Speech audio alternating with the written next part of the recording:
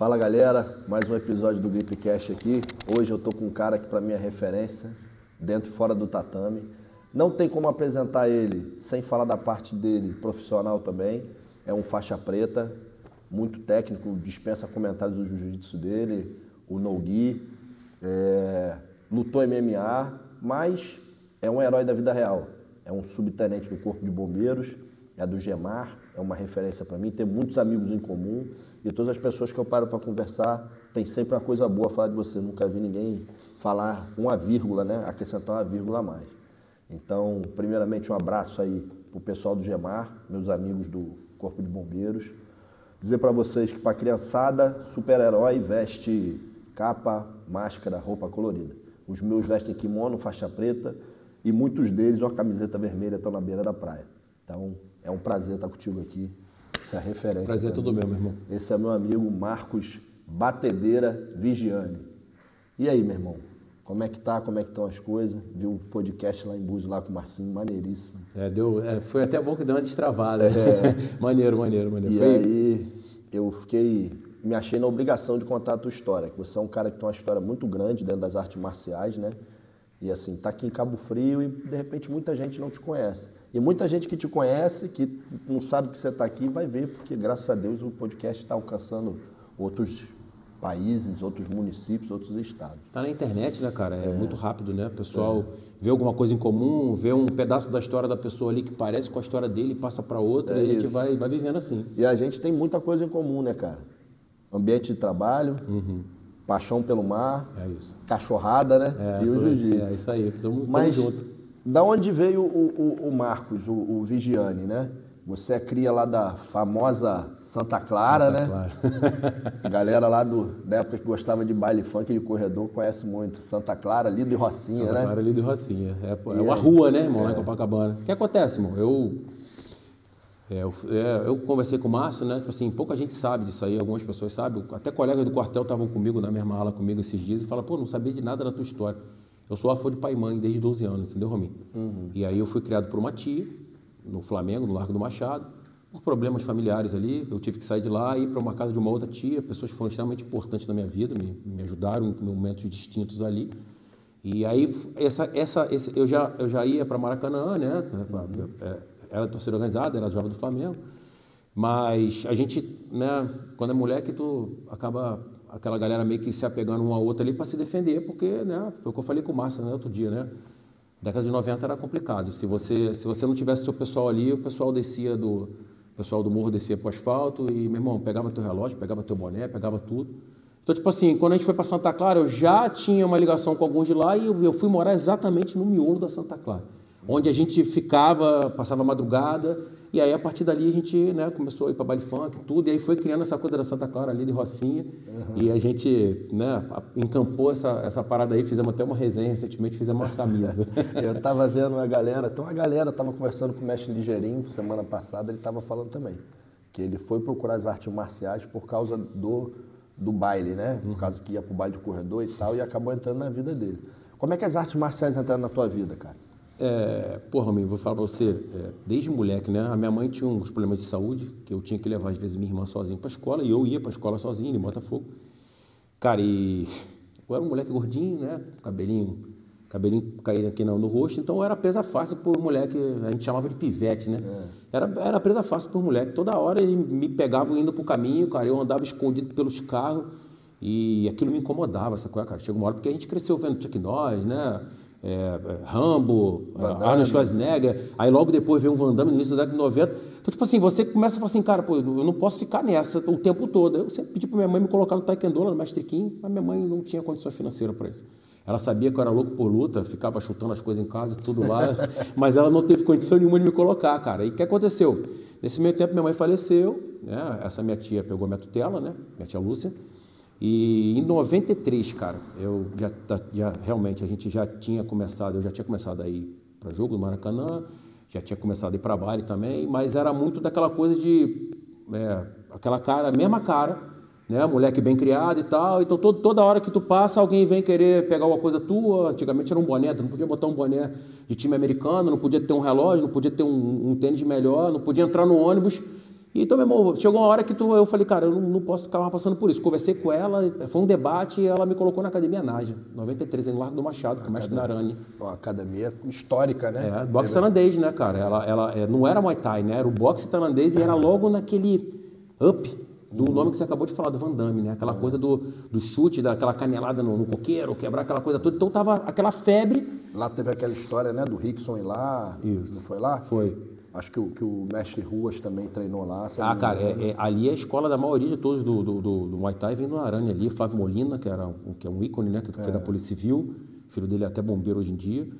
Também era de lá. Tipo assim, esses caras... O Narani era ícone, cara, naquela época ali, cara. E todo mundo, meu irmão, meu sonho era ir pra lá. E berço da luta livre também. Eu não deixava de ser, porque era no Flamengo, era do lado de lá. Até então, nesse momento, eu não tinha nada de jiu-jitsu. Aí comecei em 93 lá, só que nesse meio tempo, no início de 93, a gente começou lá pro final, início de 94, eu tive que me mudar para Copacabana. Aí ficava inviável você atravessar do Largo do Machado, Flamengo, para Copacabana, até porque já tinha alguns problemas com relação à rivalidade. Então eu tinha que passar pro Botafogo, então tipo assim, não dava. Ia chegar uma hora que ia dar problema, que eu passava exatamente no prédio onde a gente tinha um problema. Hoje a rapaziada é tudo amigo, todo mundo se fala, uns ou outros não se falam, não se gostam, mas pô, uma grande maioria de lá, todo mundo se respeita, se fala. Então não tem nada mais hoje lá com o pessoal do prédio ali, na Praia de Botafogo, no Rajá. Mas naquela época não dava para ficar indo e voltando toda hora. Para quem não sabe, o prédio Rajá é um prédio em Botafogo que era a sede de uma torcida do Botafogo. E década de 90, no Rio de Janeiro, a rivalidade entre as artes marciais e as torcidas era muito grande, né?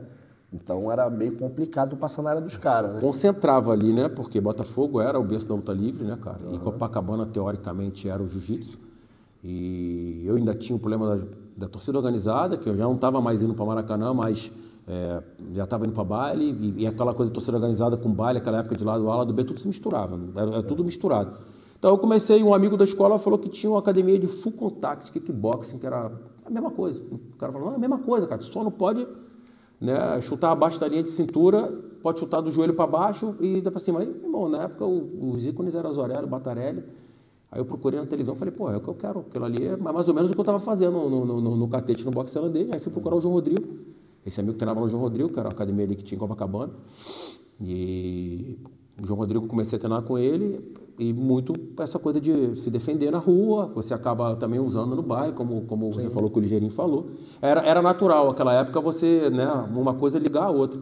E a partir daí, cara, eu fiquei treinando o kickboxing até entrar no Corpo Bombeiro, já era faixa marrom quando eu entrei no Corpo Bombeiro. Cheguei a treinar jiu-jitsu com o mestre Parrumpinha, né, na Marco Otávio, em 95, mas outra referência. Outra referência, pô, eu realmente... Dei um azar danado naquela época, porque eu estava, né, por ser órfão de pai e mãe, estava tentando servir na Brigada Paraquedista, e aí eu estava indo para, né, Deodoro, né, para lá. Vila Militar. Vila Militar, ficar fazendo teste e tudo, cara, e aí, pô, perdi. Ele me deu uma bolsa na época, eu perdi tudo, não consegui. Nesse meio tempo fiz prova pro bombeiro, e quando entrei no bombeiro, a escala apertada pra caramba, recrutamento, final das contas, eu não consegui pegar aquele tempo do jiu-jitsu que teve ali, mas a minha base mesmo começou na parte da luta em pé, entendeu? Se eu não me engano, o Parrupinha hoje ele tá na American Top Team, né? Top Team, pô. É técnico do rapaz aqui, Pantoja, até aqui de Arraial, não, Pantoja, Bochecha treina lá com todo ele. Todo final de semana ele tá, todo final de semana para romper um monstro.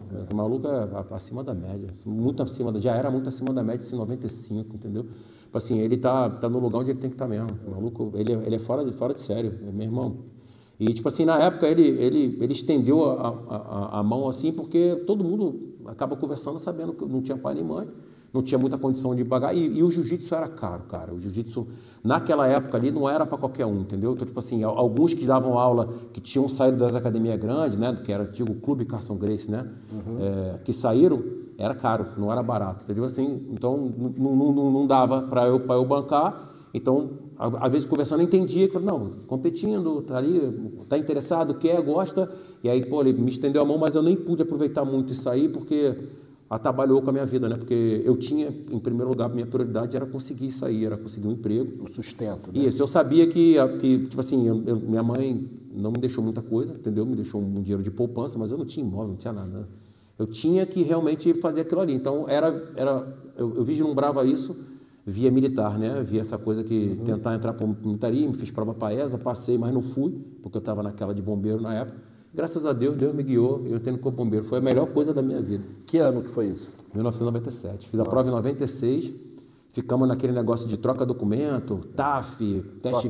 Tua turma é aquela turma do El Ninho, né? É o Ninho. Eu, João, Manassés, É outra fera. Joãozinho, abraço, irmão. Cara, então, arte marcial e o serviço do Gemar, né? Eu acho que um acaba auxiliando o outro. Porque tanto no resgate dentro d'água, quanto dentro de uma luta de MMA, de jiu-jitsu, de luta livre, de muay thai, você tem que manter a calma, você tem que aprender a lidar com situações difíceis naquele momento. Estresse, né? Estresse e calma, né, cara? Como é que as artes marciais te ajudaram lá? Cara, eu vou falar pra você, no primeiro momento, né, quando a gente está fazendo o curso ali e que a gente volta, né, aquela parte física ali, aquele sufoco de você... Toda sexta-feira tu era cobrado, né? Antes de você ir pro curso, a gente era cobrado na academia. Era dia de... Não, hoje é sparring, né? Era dia de luva. Toda sexta-feira era dia de luva. Então você já ia com aquela tensão, porque tu sabe que todo mundo é amigo ali, tu se conhece ali, mas o pau canta mesmo, é pancada, tu vai voltar para casa machucado e tu tá tomando aquele sufoco, e você tá aprendendo a lidar com aquele sufoco com 16 anos, 17, 18. Isso me facilitou em determinadas situações ali com relação ao curso de guarda-vida e à profissão, de você controlar um pouco esse seu nível de estresse, entendeu? Você, a luta, você consegue controlar um pouco, toda hora você passa um sufoco. Seja em pé, seja no chão, você, seja de branca ou seja de preta, vai chegar alguém que vai te dar um sufoco, seja físico, seja técnico, e você fala assim, meu irmão, né, aqui não é o fim, eu vou segurar um pouquinho aqui, daqui a pouco vai dar uma acalmada, é mais ou menos como lá, entendeu? Quando o negócio está complicado, tu tem que dar aquela respirada, recomeçar, tentar entrar em contato com o afogado ali de uma maneira, né, que você consiga controlar. Então a luta e essa parte do estresse me ajudou bastante nesse resultado final ali no curso ali, esse controle, né? A palavra certa é esse controle emocional, entendeu? Você não deixar aquela adrenalina consumir teu oxigênio todo, que na luta tu também não pode deixar, e você sabe que a adrenalina acaba contigo. Qualquer um que luta campeonato, faz qualquer luta, sabe que a adrenalina, meu irmão, você pode estar bem fisicamente, um monstro, nos cascos. A adrenalina te consumiu, meu irmão. Em 5 minutos que tu tá ali, tu vai ficar 1 minuto e meio, o gás vai acabar e, meu irmão, o resto de 3 minutos e meio ali é só problema. Os outros 2 rounds é só problema porque você não está não tá conseguindo administrar a adrenalina. A adrenalina é terrível. E nesse momento ali, nesse ponto, me ajudou bastante, nesse controle emocional, entendeu? Aí terminou o curso, se formou, voltou para as artes marciais, como é que foi? Demorei um tempinho, cara, porque assim que eu me formei, a gente ficou 2 anos na escala 1 por 1, né? Dia sim, dia não. Então o que acontece? Muitas das vezes você está dia sim, dia não, e você sai para 8 horas, 8h30 da noite. Então, tipo assim, não tinha como eu voltar logo para as artes marciais em 98, 99, né? E você foi um cara que procurou se especializar, né, cara? Você é aeronavegante, você é resgatista de helicóptero. Tripulante operacional, né? Operador de moto aquática. Eu busquei, a primeira especialização que veio para mim foi a de guarda-vida, né? Que eu fiz o concurso, né? Direto para guarda-vida. E a de tripulante. Essa especificação de tripulante, né? Quando eu fui trabalhar no helicóptero, foi ali que a minha escala deu uma melhorada. E aí foi o que eu falei, cara, 99, 2000, eu tava vendo todo mundo que ia pro baile comigo, a maior galera que ia pro baile comigo, né? Nem todo mundo, assim, mas tinha uns 4 ou 5. Tinha o Giovanni, tinha o Beição, tinha o Baixinho, tinha o Dado. Os caras estavam tudo lutando MMA, cara. E eu olhava aquilo ali e falava, cara, eu preciso disso, né? Eu preciso, cara. Era uma parada que eu tinha na minha mente. Eu com 17 anos já estava lutando no campeonato de latte contato, 18 já estava lutando no campeonato de low kick, tava trocando pancada mesmo, entendeu? Então, tipo assim, trocava pancada na academia, eu falei, eu preciso disso. Eu preciso subir no ringue, eu preciso... eu pagava para brigar. Né? Tem hora que eu estou falando, semana tu dava o dia lá no baile, vai entrar lá para brigar. Eu preciso viver o outro lado, eu preciso me profissionalizar, mas não tinha como naquele momento ali. E aí quando deu para 2002, para 2003 que eu mudei, trabalhava muito de segurança para pagar meu apartamento, eu tinha um apartamento ainda, foi a hora que eu voltei. Em 2004 eu procurei de novo lá a academia, aí já quem estava de frente era o Rafael Vinícius, que na época, né, é o irmão do João Rodrigo. O João Rodrigo estava com uma empresa na época, estava indo e voltando, mas o Rafael estava aqui de frente. O Fofão, que é meu amigo também, os caras estavam de frente. Falei, pô, quero voltar a treinar para lutar MMA. E aí, nessa brincadeira, né, Papai do Céu colocou o animal no meu caminho, né, cara? Porque não dá para tu lutar MMA, aquela coisa do século passado lá, que, não, meu irmão, o melhor de cada arte marcial vai se enfrentar. Isso acabou. Se você não tivesse o básico de chão ali, em 2004, 2003, 2004, não tinha luta. E apareceu uma referência para você, né? Que é o cara com DNA Carson Gracie, foi um exército, um cara que tem muita bagagem. Ele tem uns faixa preta histórica, ele tem, na verdade, né? Pegaram a faixa preta com o Carson, mas Jucão, Bocão, Passarinho, Vinicinho, o próprio Alan Góes começou com ele. Então, tipo assim, o Manimal já tinha um histórico lá na Academia São Clemente, lá em Botafogo, não foi quando eu peguei ele. Já tinha histórico, tinha um outro pessoal também, levas e mais levas de competidores, depois veio o Abirrian, o Guga, o Barata, o Inácio, tipo e assim... você tava ali no berço, né, cara? Copacabana tem cara. a Straut, tem o Animal, tem a Carson, tem, se eu não me engano, não tenho certeza, posso estar pecando, falando besteira, mas se eu não me engano, Leão Teixeira também ali. Leão Teixeira é na Gávea. Na Gávea. Na Gávea. Eu cheguei lá no Leão Teixeira com o mestre lá, com o Animal, é na Gávea lá. É num cantinho da Gávea lá, uma parra danada. E o Strauss, eu até brinquei com o Daniel, né? Nosso amigo aí também em comum aí. Um abraço, Daniel, irmão, mais um dos irmãos que eu fiz aqui em Cabo Frio. Que, cara, eu passava toda hora ali e ia beber um Guaraná na Tica, que é o quiosque que tem ali do lado, ali embaixo ali, cara. E eu falei assim, cara, como é que a gente nunca se viu? Ou a gente se viu e não percebeu isso aí, porque era o Strauss, era o Fabrício, que era do lado do Strauss, era a Carson, e aí tinha um Animal que dava aula ali, tinha uns que davam aula na Carson, que é o Ari, cara, que é um amigo, é um irmão também que eu tenho, tem o Sapurito que dava aula de noite, tinha o Alanzinho que dava aula de tarde, mas com o Alan eu não tive esse privilégio, não consegui ter aula, treinei com o Ari no tempo que o Animal foi para os Estados Unidos, e treinei também com o mestre Sapurito, com o Sapo. De noite também chegar aí lá. Então, tipo assim, ali tava tudo ali, era eu querer, ele me adotou, botou debaixo do braço, meu irmão, e a partir daí eu abdiquei de qualquer coisa da minha vida. Não tinha mais lazer, não tinha mais nada, até porque eu não tinha muito tempo. Estava com 26 anos, 25, 26, não tinha muito tempo para eu pegar e conseguir, entendeu, cara? Recuperar tudo, porque não era a mesma luta. Quando eu voltei já no kickbox, eu já passei o sufoco. Porque o kickbox já tinha uma influência grande do boxe, já tinham colocado o boxe, uma ênfase no boxe, então tinha muito mais mão do que perna propriamente dito. Então já estava tendo o K1, então tinham vários estilos ali, a escola holandesa, então eu já passei um perrenguezinho. Eu falei, cara, eu não tô afim de passar esse perrengue lá, achando que dá para chegar ali, não tem como tu lutar, irmão. 70%, 60%. Tu tem que estar no mínimo de 85% a 90%. Não, alto rendimento não tem jeito. Não dá. Se você falhar em um detalhe... Vai ser atropelado, né, irmão? E vai ser atropelado e não é legal para você falar, não, dá para ir, disposição tem um monte que tem, irmão. Sim. Entendeu? Disposição e ingenuidade, elas não podem estar lado a lado as duas do mesmo jeito. Você não pode ser ingênuo de achar que, não, eu já briguei com fulano, já fiz não sei o quê, já fiz luva na academia com o Beltrano e tal, dá para lutar. Não dá, não dá. Tu vai chegar ali, quando você entra no ringue para lutar, é uma outra realidade, é completamente diferente. O cara que está ali treinou o mesmo que tu, dificilmente treinou menos, ou até mais. O cara que está ali tem uma mão pesada, tem um chute pesado, tem um chão que vai te travar e tu não vai conseguir fazer nada. Então não dá para tu... Então, nesse entendimento meu, ele foi fundamental, ele me deu suporte lá, cara. Eu agradeço muito a ele, porque na época eu estava pagando meu apartamento também, não tinha condições, pagava R$800 no bombeiro, pagava um apartamento de R$600. Não tinha como, trabalhava em segurança, e quando eu abdiquei de trabalhar em segurança, foi parar com tudo, foi meio que num sonho, cara.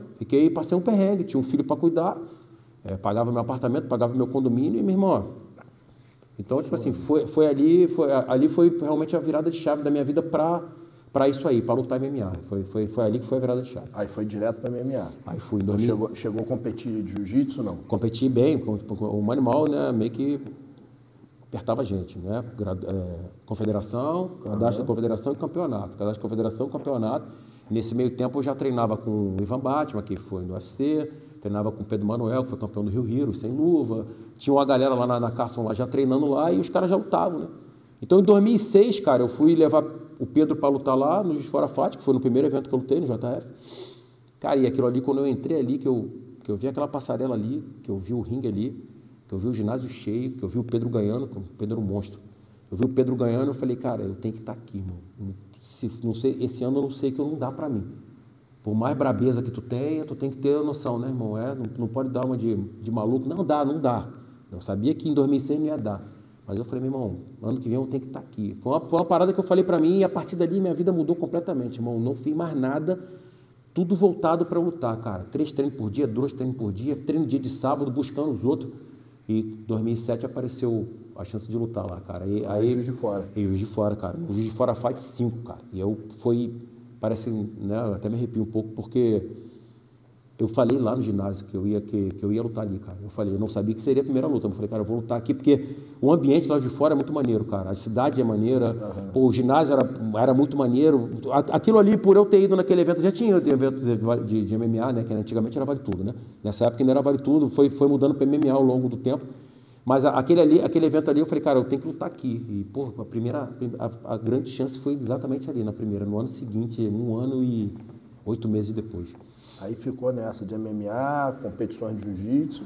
E como é que veio parar aqui, cara? Eu lembro que eu tive, lá em Otto, isso há muitos anos atrás, eu procurava uma academia para eu treinar, voltar a treinar, que eu também vim do Taekwondo. Eu sou aluno do mestre Carlos, que era aqui de Arraial do Cabo. Treinei com vários amigos que depois eu reencontrei no jiu-jitsu, o Dr. Giovanni Caldas, um abraço para ele. Também eu encontrei lá. E aí eu entrei lá e aí eu conversando, aí fui falar sobre jiu-jitsu, que eu tinha dado uns treininhos no Rio, ali na beira da linha amarela. Eu sempre confundo se ali é Engenho de Dentro ou se é... Ali tem Engenho de Dentro, tem Água Santa, tem um monte de Então, lugar ali mesmo. ali Novo. quando você saía da linha amarela, que você virava, tinha um símbolo da Gracie Humaitá. E eu morava no Lins. Também veio de lá? Eu fui servir lá. Eu sou daqui, mas o quartel me mandou para lá, fiquei anos lá. Fui lá, fiz um chãozinho pouco tempo, só para distrair a cabeça, que eu morava no quartel. A mãe do meu filho estava grávida, morando aqui, trabalhando um rolo danado. E aí eu fui procurar um lugar para treinar jiu-jitsu de novo. Quando eu entrei lá, o cara falou, pô, aqui tem jiu-jitsu e tal, o cara que tá dando aula aí é aluno do Animal, batedeiro. Eu falei, pô, batedeiro? Pô, que apelido é esse? Aí passaram-se anos, eu te encontrei na água trabalhando, a gente fez uma amizade trabalhando. Isso, foi isso aí. Estreitamos os laços, porque tem o João que treina lá com a gente, um grande ser humano, eu tenho um carinho por aquele cara absurdo. E ele sempre falava de você. Neto também, que também é do Bombeiros. Eu não vou falar o nome de todo mundo aqui, senão eu vou ser injusto com alguém. Se falar, vai ter alguém que vai ficar chateado, que vai esquecer, que é muita gente. Eu tenho muitos amigos no GMA e todo mundo falava de você. E aí você foi dar aula de no-gi para um amigo meu. Você começou a dar aula particular para um amigo meu, de sem pano. Foi o Rafa, né? O Rafa. E ele sempre falava bem de você. Pô, o cara é sangue bom, o cara sabe muito, eu tô aprendendo muito, não sei o quê. E aí a gente passou a ter essa amizade ali no Terminal Transatlântico, né? Que você trabalhava ali. Começamos a se ver mais ali. Foi ali mesmo que a gente começou, quando a nossa base foi para lá. Isso. Cara, eu já tentava vir morar aqui um pouco antes, né? Eu conversei com a minha esposa, minha sogra tinha uma casa aqui na Praia do Sudoeste. Cara, mas deixa eu só te interromper um pouquinho. Você tinha toda a estrutura montada lá? Tinha. Seus professores estavam lá, você tinha comprado apartamento lá, você tinha toda a estrutura. Nesse meio tempo, até eu vou te interromper. Nesse meio tempo, em 2010, por aquela coisa de, às vezes, um pouco de infantilidade, né? Eu tive... A culpa foi minha, né? Depois eu pedi perdão para o meu mestre, dar desculpa para ele por ter sido imaturo, de não ter entendido o momento que estava tudo lá. Aí eu não queria mais treinar. Eu meio que botei na minha cabeça que eu não queria mais treinar, não queria mais lutar. E aí um amigo em comum, que conhecia o Cromado lá na FT, falou, pô, vamos lá no Cromado lá. Mestre Cromado da Luta Livre. Luta Livre, isso aí. Aí Márcio Cromado. Márcio Cromado. Eu já sabia, né, que sair do jiu-jitsu para luta livre ia ser uma ladainha, um disse-me-disse danado. Mas, cara, eu falei, cara, era do lado da minha casa, era no Presunic, cara, e eu não me apego muito a isso não, entendeu, irmão? Eu acho que você tem que fazer o que é justo para você. Se você não está enganando, não está traindo, não está fazendo nada, você está procurando conhecimento. Cheguei lá, cara, e o Cromado me recebeu de braço aberto, Cromado, chocolate. Era um pesadelo todo dia treinar lá, irmão. Era Besouro, Luciano Azevedo, era Betão, PQD, Chocolate, Felipe Borges. Meu irmão, um terror. Aí cheguei lá, meu irmão, quando eu comecei a aprender, não estou desmerecendo nada. Uma coisa é você treinar luta livre, né, que a gente no jiu-jitsu chama de no-gi, né? Quando tu tira o kimono é luta livre. Na minha concepção é luta livre. Falaram sobre Micho uma época, no-gi. Você quando treina esse kimono, você tá tendo luta livre. Mas é outra realidade, né, cara? É igual você querer tirar o cara do ambiente dele e botar em outro. A gente treina sem kimono, mas os caras treinaram sem kimono a vida inteira. E então, as pessoas não conseguem entender isso, que é só tirar o kimono perto do cara. Não é. Não é diferente. É outro esporte. E aí quando eu cheguei lá, diante daquele sufoco lá, cara, e aprendendo, e sofrendo, aprendendo e sofrendo, nesse meio tempo eu ainda lutei mais uma... Eu sempre tive um problema, né? Conciliar a carreira de lutador com o bombeiro não foi fácil. Trabalhava num local que exigia muito de você, cara, na aeronave. E, pô, cara, dia de sparring você sempre tá voltando com o supercílio aberto, que às vezes bate um cotovelo, bate uma mão.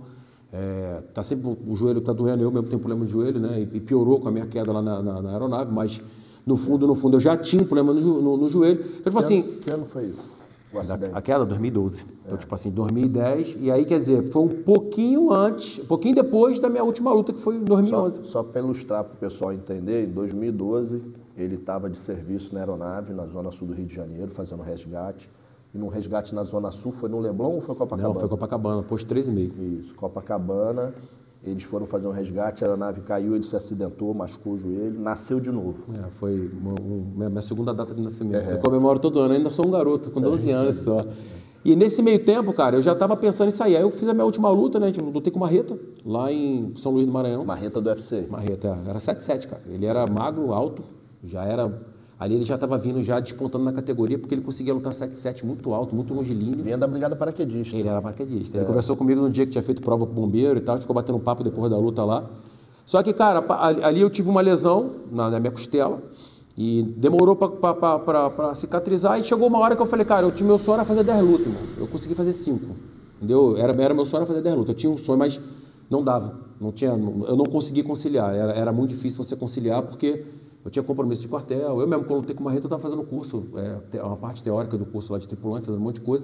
Então, quer dizer, eu só pude treinar 2 vezes na semana. Pô, tu vai lutar com um cara em alto nível, treinando 2 vezes a 3 vezes na semana. Então, tipo assim, pra mim eu não estava mais conseguindo e também, irmão, eu já estava com 33, 32, 33, eu vi que já estava no meu limite, já estava 8 anos naquela, 7 anos naquela de treinar todo dia, 2 treinos por dia, sábado, não descansar, tá sempre controlando a alimentação. Eu já não estava muito que conseguindo isso, então eu já estava meio que pensando em vir morar aqui. E aí, quando deu o meu acidente, eu tive que renovar meu CEMAL, né, negócio de lá na aeronáutica que tinha para você poder voar, e eles te afastam, né? Aí me afastaram 1 mês. Aí foi o tempo que eu aproveitei para fazer minha mudança para cá. Eu cheguei aqui em Cabo Frio em janeiro de 2013. Chegou. Pediu para vir para cá, veio para cá, conhecer isso aqui. Não, a verdade eu vim para cá morar, mas continuei trabalhando no Rio ainda. Eu passei isso. Ficava 3 dias lá no Rio, mas você não é escala, né? Não. Eu tenho escala, então para mim era bem menos dolorido que Passei pra você. 12 anos fazendo isso. Tu tinha que voltar final de semana só, né? Não.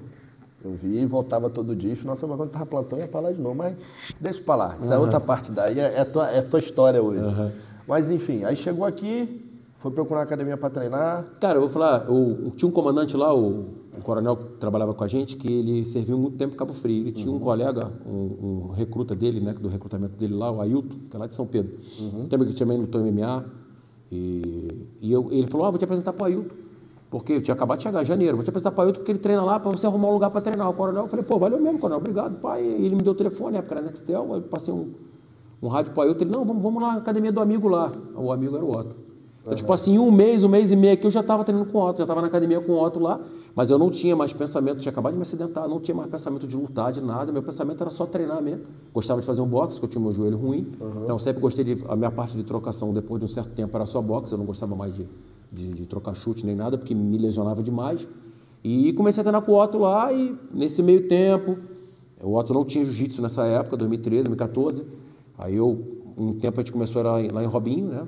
Aí tinha um treino que tinha, às vezes tinha a Berk, tinha a Nikita, tinha o Brunão, Garcia. A gente às vezes ia de tarde lá, dava um treino.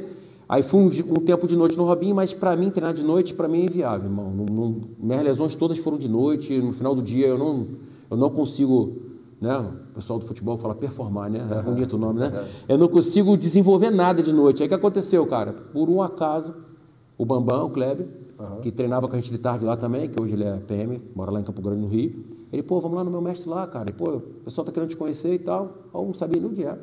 Ele, me encontrar lá no portinho lá. Não tinha negócio de WhatsApp, de localização ainda não, né? Aí, vamos embora. Aí me encontrou ali na Enel, na Ampla, né? Na Enel. Ampla é Niterói, na antiga Niterói. Foi Ampla há um tempo. Também. Né? Foi Ampla, né? Aí me encontrou ali, foi me levando lá. Quando eu vi, eu tava na Rá-Tim-Bum, na casa de festa lá. Aí o Adalberto, cara, é um irmão que eu tenho. Mestre Adalberto abriu o espaço para a gente hoje aqui. Agradecer a ele. Outro faixa preta que treina aqui com o mestre Adalberto. É aluno do Manimal, tem raízes da Carson Grace, mas treina com o Adalberto aqui há muito tempo. Inclusive, bater palma para a tua postura. Você é um cara muito ético. Antes de eu conversar com o Adalberto, você falou para mim, olha, Rominho, vamos bater esse papo, vou contar a minha história, mas conversa com os caras primeiro. Porque é a questão de bom senso, antiguidade, né? Respeito, né? O Adalberto é o cara que me abraçou, que abriu a academia para mim aí. Biléu também participou muito desse processo. Então, tipo assim, não poderia, né, falar antes ou falar em outro lugar. Eu falei, cara, não tem condição de eu falar em outro lugar que não seja aqui, que meio que o que eu tinha no Rio, eu tenho aqui hoje. É uma família. Adalberto é um ser humano fora de série. Me recebe muito bem, tem um carinho muito grande com meu filho. A gente, quando vem aqui, cara fora de série. Eu entreguei a parte de arte marcial do meu filho hoje com 25 anos, a faixa roxa. E a da minha filha tá tudo com ele. Confio de olho fechado nele, o que ele falar para mim tá falado. Então, cara, quando eles me abraçaram aí, cara, eu meio que, eu não queria, não tava nem muito, tava treinando naquela de meio treinar, meio não treinar, mas tinha uma galera já de manhã ali, a gente ia treinar às 7 horas da manhã, na época acho que nem era 6 ainda. Já tinha uma galera que eu já comecei, em um ano, comecei a falar assim, cara, já tenho uma casa. Né? Eu era um meio sem teto, né? Eu já tenho uma casa, vou ficar, porque é aqui que tem que ficar mesmo, que foi amizade à primeira vista, a maneira que a gente conviveu, os amigos que a gente fez no tatame naquela época, que hoje a maioria é faixa preta, na época era azul, era roxo. Então, tipo assim, aí a partir daí eu finquei raiz aqui em Cabo Frio, e minha raiz aqui em Cabo Frio tem 99,9%. É nó do Alberto aqui na parte de jiu-jitsu de tudo. A outra parte é o Otto, né, que hoje não está mais aqui, tá morando lá fora, né? Que é um moleque também, um guerreiro também. Tem que agradecer ele, a Roberta também, que me abriu as portas assim que eu cheguei. Boa demais, casca grossíssima. Muito duro, muito duro. Treinei muito com ele na época do Jungle, a gente fazia às vezes 10 rounds, 12 rounds. Eu fui lá umas 2 vezes, ele e Hevlis, meu Deus do céu. Hevlis treinava lá também, Hevlis também é duríssimo. Desespero com agonia. O Hevlis é duríssimo, duríssimo. Gente boa e duríssimo. E a partir daí, cara, comecei a treinar aqui. Cheguei a competir na Arena Busa, competi logo no King of Jiu-Jitsu, um evento sem kimono que o Biléu organizou no teatro em 2015. Estava com saudade de sentir aquilo ali, era um evento de luta casada, fui. Aí depois fui para a Arena Busa em 2016, e aí fui campeão na Arena Busa. E aí em 2018 eu fui vice-campeão da Copa de Segurança Pública, foi a primeira que teve em 2018. Legal, teve uma agora. Foi das Forças Armadas, isso aí. Essa que eu tenho é a Copa de Justiça e Segurança Pública. Então tinha Guarda Municipal, Policial Civil, Exército, Marinha Aeronáutica. Foi em 2018, lá na Arena Rio. E aí eu perdi pro Matheus na final, um faixa preta lá de Campo Grande, duríssimo também, gente boa, virou até um amigo de... Estou sempre trocando ideia com ele. Quem foi campeão agora nessa Copa foi até um aluno do Animal também. Jaspel, parceiro. Eu conheci Jaspel no início desse ano. Cheguei lá de noite para dar um treino sem kimono, tava Jaspel lá. A gente se engalfinhou lá, quase caímos pela janela. Eu dei um treino com ele em Saquarema. Duríssimo, gente finíssima e duríssimo também. Eu vi ele botando os posts dessa semana que ele tinha ganhado lá, até parabenizei ele. Moleque bom, cara, duro, pequenininho, né, com um jogo rápido, forte. Muito bom. Você vai pegar quando vê ele já passou. Mas e aí, como é que tu enxerga o jiu-jitsu aqui de Cabo Frio hoje, cara? Assim, você conviveu com grandes nomes do jiu-jitsu no Rio de Janeiro, grandes nomes da luta livre. Você conviveu com grandes mestres, você falou inúmeros nomes aqui, né? Você estava ali no meio das artes marciais, no boom das artes marciais no Rio de Janeiro. Como é que você enxerga hoje o jiu-jitsu em Cabo Frio, primeiramente, né? Que é a nossa realidade aqui, nosso município, e como é que você enxerga o caminho que o jiu-jitsu está tomando no mundo, né? Porque hoje muito se fala de jiu-jitsu nas Olimpíadas. Se fala há um bom tempo, né? Eu acho que faltou lá atrás um entendimento para conseguir isso aí, né? Porque... às vezes interesse, né? Eu não estou aqui para falar mal de ninguém, né? Estou aqui dando a minha opinião, né? Sim. A confederação tal, não quer papo com a confederação tal, que não quer papo com a confederação tal, a confederação tal é absoluta, as outras estão tentando... E aí você fica nessa, né? E você vê que, né? Dividir para conquistar. Quanto mais pedacinhos, menos você consegue a unidade. Então, não é uma crítica a A, B ou C, não vou falar nome de ninguém. É só uma crítica a todo o processo que a gente já poderia estar bem mais avançado. Se né? fosse unido e organizado, igual não sou ninguém, sou uma pecinha muito pequena nessa engrenagem, bem pequenininha mesmo, ínfima. Mas eu entendo que, de repente, várias pecinhas juntas ali teria dado um quebra-cabeça melhor. Mas isso é coisa da vida. Cara, quando eu cheguei em Cabo Frio, era o Renato, ali no Flamengo, o Adalberto, no Portinho, Robinho na Pousada Calma. Não me lembro, você pode me, como você de Cabo Frio... Acho que Bernardo, não sei se pode Bernardo me corrigir. Dando aula nessa época. Nessa época eu não dava mais aula não. Alguém já tinha me falado do Bernardo. Meu mestre era muito amigo do Bernardo. Aí estava perguntando lá, e nessa brincadeira eu perguntei para algumas pessoas em comum, ele não estava dando aula mais não. Bernardo andou dando uns treinos lá na Carson Grace. E não, ele o meu mestre se amarra. Uma vez ele gravou até um vídeo lá e o meu mestre quase chorou. Falou, pô, eu gostava muito do Bernardo, e mesmo, né, quando a gente vai ficando mais velho, começa a ficar meio mais mole, né? Meio emotivo, que tipo assim, viveu tanto do lado das pessoas, de uma hora para outra ninguém vive mais junto, cada um viveu sua vida, estão com 60 anos. Cara, hoje em dia, do que eu vivi aqui em 2013, quando eu cheguei, início de 2013, então nós estamos em 2025, mudou completamente. O jiu-jitsu em Cabo Frio, né? Cabo Frio eu costumo dizer que não é um lugar fácil de você ganhar dinheiro, não. É mais fácil você ganhar dinheiro com luta na serra, né? Porque poucas opções, o cara acaba focando mais no treino, né? Tinha uns colegas nossos, Casimiro, Fabinho, Murilo, eles treinavam lá no Animal também. Um era de Volta Redonda, outro era de Paulo Fronten, outro era de Mendes. cara, tu só tinha aquilo ali para tu fazer final de semana, sábado, domingo. Então o cara foca, o cara quer lutar todo o campeonato. Chega aqui na beira da praia. Não tô aqui cagando regra não, tá, irmão? Nem arrotando superioridade de nada, não. Chega aqui, o foco tá difuso, entendeu? O amigo vai passear de lancha no final de semana, o outro gosta de pegar onda, e aí o cara fala, vou treinar sábado nada. A gente passa a ver isso aqui, pô. Às vezes sábado tem 7, 8, 9, 10 cabeças. Às vezes vem 2. Porque o cara tem um passeio de barco para não sei para onde, o cara vai pegar onda, o mar subiu, essas coisas todas que é natural, cara. O ser humano, sim. O ser humano que não vive daquilo ali, ele não tem foco, entendeu? Eu não posso cobrar dos outros que tem um foco que eu tive por eu querer ser profissional, mas também às vezes você entende. Então, quando eu cheguei aqui, cara, muito difuso, hoje em dia não. Hoje tu tem o Vinícius fazendo um trabalho, porra, alucinante, cara. Sim. Em pouco tempo, entendeu? Você tem um Rampage que também era daqui que abriu a academia dele ali, acho que agora é no Braga, se eu não me engano. É no Braga. No Braga, né? É. E aí você vai... Pertinho da casa do Bernard, inclusive. Pertinho ali, né? Aí você vai pegando e você vê que, cara, hoje você tem referências para criança, você tem referências para adolescente, você tem referência para adulto. Você pode colocar, sou suspeito para falar, para mim, o melhor trabalho é do Adalberto, né? Porque eu acompanhei desde o início. Sim. Tem mais tempo. Eu vi isso desde lá de tempo, desde que eu cheguei aqui, ele já tinha um trabalho antigo já aqui, já vim desenvolvendo esse trabalho, já tinha alunos até chegar nesse momento. Então, para mim, o Adalberto, nesse ponto, é referência, porque eu dei aula particular pro Rafa, pro amigo, né, cara, que eu fiz um amigo, mas, tipo assim, eu nunca gostei de aula coletiva, eu nunca tive dom para isso. Eu não tenho dom para aula coletiva, e eu vejo o trabalho do Adalberto, o próprio Biléu também, uma paciência, uma maneira para ensinar, cara, passando as coisas. Então, tipo assim, para mim são referência, o trabalho deles é referência, mas os outros todos, né? Não estou dizendo que eles estão atrás, não. Estou dizendo que, para mim, a minha visão de referência é essa. Onde você está, é onde você se sente em casa, né? É o que eu falei. E é o que eu conheço, né, irmão? É o que eu estou vendo todo dia. Eu conversei com alguns colegas há pouco tempo e não lembro quem, me perdoe, mas eu não lembro quem falou para mim o seguinte. Às vezes a pessoa pergunta qual a melhor academia. Fala, a melhor academia é onde você se sente bem. Isso aí. E é isso. É isso aí. Porque o espaço é maior numa, menor na outra, o tatame é mais escuro em uma, é branco na outra, mas vem cá, o que diferencia para você? É quem está treinando contigo, é a mão de obra que tem de treino, é aquele grupo de pessoas que tu vai chegar ali, que tu sabe que tu vai, meu irmão, cair na porrada literalmente. Daqui a pouco vai terminar, tá todo mundo tirando uma foto, batendo papo, meu irmão, acabou, e tu já sabe que no treino vai ser aquela dureza de novo, e você se sentir bem. Essa é a melhor academia que tem. Eu acho que o jiu-jitsu aqui cresceu muito também, porque as rivalidades, elas acabaram. Né? Tinha muita coisa de, fulano não pode ir em tal lugar, que não pode conversar com fulano, que não pode treinar. Hoje não tem mais isso.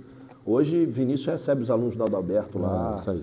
Adalberto recebe os alunos do Vinícius aqui, a gente vai no Rampage. Então, e eu acho assim, eu não sei a sua opinião, cara, tu é faixa preta há muito mais tempo que eu, você já está nisso há muito mais tempo que eu. Eu acho que só tem a agregar. Pô, eu acho que o ser humano, cara, a gente demora para entender, tá, Romy? O ser humano, cara, ele precisa do outro ser humano. Sim. Independente do que seja, cara, ninguém vive sozinho, entendeu? Eu tô tipo assim, não, eu vou ficar aqui em Cabo Frio e vou boicotar todo mundo que vai dar aula de jiu-jitsu porque eu quero todos os alunos para mim. Não dá, irmão, tu não vai conseguir. Como.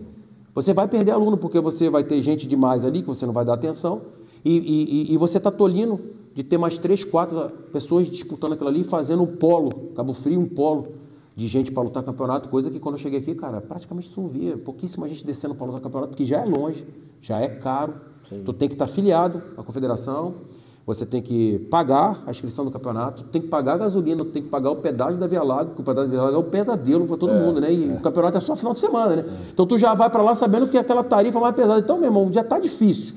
Pô, será que não dá para se ajudar? Então hoje você percebe, não digo uma união, até porque é difícil você ter união, mas você vê uma convivência muito mais pacífica, muito mais agregadora. Cada um está fazendo o seu trabalho, mas vive em harmonia, um ajuda o outro se necessário for. A gente tem seminários lá na academia, Adalberto vai, leva os alunos, o Biléu vai, a gente vem aqui, vai ter o do Eric Muniz agora, a gente vai estar aí, então eu acho que isso agrega muito.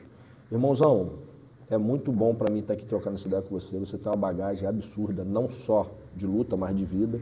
Entendeu? Eu converso, a gente tem muitos amigos em comum e de uns anos para cá a gente se aproximou e tem conversado bastante. Então, para mim é uma satisfação estar aqui trocando essa ideia contigo, saber da tua história. Recíproco é mesmo, irmão. Aprendendo, eu aprendo muito contigo. Toda vez que a gente senta para bater um papo, seja no trabalho, ou seja onde for, eu aprendo muito. Treinei com você poucas vezes, mas nas poucas vezes eu aprendi muito. E assim, é um prazer, uma satisfação muito grande estar aqui. Como eu falei no começo do episódio, até peço desculpas à voz, estou com a sinusite atacada, mas para a molecada o herói usa máscara, né? Capa, roupa. É o do desenho, é o do filme, né? Meus heróis, kimono, faixa preta, e para mim, vocês guarda-vidas na praia são heróis da vida real, já te falei isso várias vezes. Então, é uma satisfação dupla estar aqui conversando com você e dizer que, poxa, obrigado por tirar um tempo do seu dia para trocar essa ideia comigo, contar um pouco dessa história para a molecada, para a rapaziada. A gente viu aqui que você tem uma história de vida, não foi fácil, né? Teve que batalhar e que as artes marciais te ajudaram, né? Ajudam até hoje, eu tenho certeza. E é isso. Quero deixar o espaço aqui para você falar o que você quiser. Se eu esqueci de alguma coisa, ou se a gente deixou de falar alguma coisa, ou você tem alguma coisa para falar, seja de qualquer tema, qualquer coisa, a câmera é sua, o espaço está aberto. Eu te agradeço também imensamente, né? Como eu agradeci ao Marcinho semana passada, porque é o que eu te falei, ninguém é nada sozinho, né? E no ponto aqui, para a gente terminar, cara, eu tenho muito a agradecer a todos que contribuíram nessa estrada. Eu tenho que agradecer lá atrás, quando eu comecei lá no Mestre Narani, depois foi para o João Rodrigo, para o Rafael, para o Fofão, depois entrou um animal na minha vida que, né, me adotou, me abraçou ali. E eu fui fazendo, né, eu costumo dizer que feliz é o homem que por onde passa deixa a família, não deixa amigo, né? Então, tipo assim, o jiu-jitsu, a luta, graças a Deus, né, a luta entrou na minha vida. É algo assim que eu tenho que, a gente tem que, por isso que eu acredito muito em Deus, né, cara? Então, assim, se a luta não tivesse entrado na minha vida, independente daquela coisa de adolescente, de briga, daquela coisa toda ali, cara, se a luta não tivesse entrado na minha vida, realmente eu não sei, do fundo do meu coração, não sei o que seria, o que eu seria, entendeu? Então, por isso eu busquei a luta de novo, depois de ter entrado no Corpo de Bombeiro para isso. E eu queria realmente agradecer a todos que participaram dessa história, desde o Cromado, que foi a última etapa lá no Rio, ao Alberto, que me abriu as portas, ao meu mestre Manimal, ao João Rodrigo, ao Rafael, a todos, cara, todos, não tem como esquecer, todos que me deram a mão, todos que contribuíram aí, todos que me ajudaram. Eu aprendi, com cada um eu aprendi uma coisa, essa coisa de... Né, o conhecimento não ocupa espaço, cara. Se você puder buscar pessoas para você aprender, e eu sou bastante grato a Deus e principalmente a todas as pessoas que passaram pela minha vida aí. Te agradeço bastante aí para a gente poder trocar essa ideia aí e tamo junto. Eu que agradeço, irmão. Um prazer estar conversando com você. Mais uma história de vida bonita, mais uma história que o jiu-jitsu, não só o jiu-jitsu, no caso do meu amigo Marcos, as artes marciais ajudaram no crescimento, ajudaram na formação moral, formação de caráter. E é um prazer para mim, cara. E se o episódio mudar a vida de alguém, contando a história de um cara desse, de superação, caiu de helicóptero, se machucou, teve que fazer série de coisas para continuar treinando, continuar lutando, tá aí, ó. Duríssimo. É um desespero treinar com esse cara sem pano. E é um prazer. Então, obrigado a todos. E se esse episódio mudar a vida de alguém, já valeu a pena. Obrigado. Tamo junto, irmão. Fica com Deus, irmão. Obrigado. Obrigado.